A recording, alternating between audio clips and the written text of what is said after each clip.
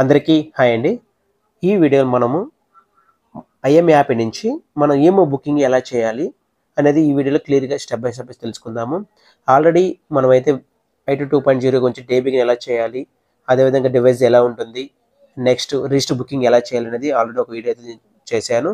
మీరు ఎవరైనా చూడకపోతే ఆల్రెడీ ప్లే లిస్ట్‌లో ఉంటుంది. ఒకసారి ఎళ్లి చూడండి, మీకు క్లారిటీ వస్తుంది. నెక్స్ట్ ఈ ఈఎంఐ బుకింగ్ గురించి చూడొచ్చు.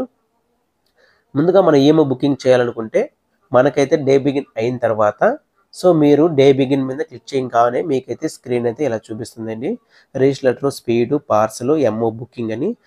మనం ఈఎంఐ కాబట్టి బుక్ చేసేది ఎంఓ బుకింగ్ పైన క్లిక్ చేసుకోవాలి. క్లిక్ చేయగానే మీకైతే ఈ విధంగా స్క్రీన్ కనబడుతుందండి. ఎంఓ టైపు, ఎంఓ వాల్యూ, తర్వాత డెలివరీ ఇన్స్ట్రక్షన్, మెసేజ్ కోడ్ అని చూపిస్తుంది. సపోజ్ మీరు ఎంఓ టైప్లో మనం సెలెక్ట్ చేసుకోవాలి. మనం ఎంఓ పంపిస్తామా, ఓన్లీ మనీ ఆర్డర్నా, లేదంటే ఇక్కడ మీకు ఒక ఐదైతే మీకు ఆప్షన్ చూపిస్తాయి. CM relief fund money order, PM cares money order, PM relief fund money order, bulk pay money order. మనం అయితే మనీ ఆర్డర్ చేస్తున్నాం కాబట్టి మీరు ఏదైతే చేయాలనుకుంటున్నారో అదే సెలెక్ట్ చేసుకోవచ్చు. మనీ ఆర్డర్ కాబట్టి మనీ ఆర్డర్ సెలెక్ట్ చేశాను. నెక్స్ట్ ఎంఐ వాల్యూ సపోజ్ నేను ఒక 5,000 పంపించాలనుకుంటున్నాను. 5,000 ఎంటర్ చేశాను. ఆటోమేటిక్ కమిషన్ అయితే మీకు అది డిస్ప్లే చూపిస్తుంది. అంటే 5,250 రూపీస్. మెసేజ్ కోడ్ మీరు సెలెక్ట్ చేయగానే మీకు అయితే మెసేజ్ కోడ్ చూపిస్తుంది. Confirm receipt of money order.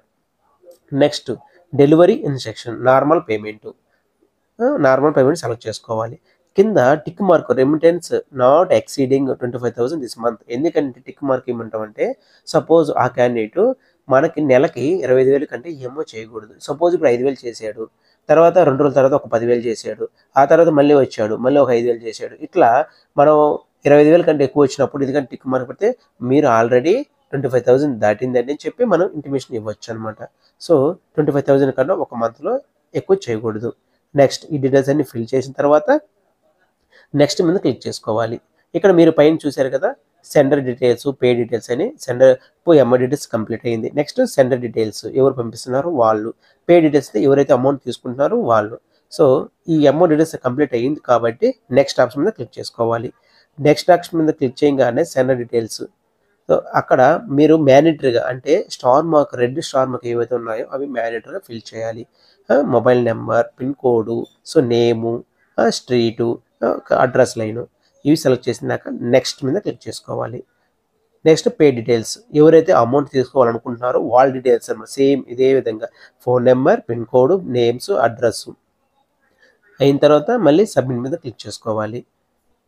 చేసిన తర్వాత మీకైతే ఈ విధంగా స్క్రీన్ చూపిస్తుంది. MO value 5,000, commission 250, sender details ఎవరు పంపిస్తున్నారు, పే డీటెయిల్స్ ఎవరైతే తీసుకోవాలనుకుంటున్నారో ఇక్కడ క్లియర్గా మీరు ఏదైనా మిస్టేక్ వచ్చినా కూడా మీరు ఇంటి మార్క్ కొట్టి మళ్ళీ ఒకసారి చెక్ చేసుకోవచ్చు.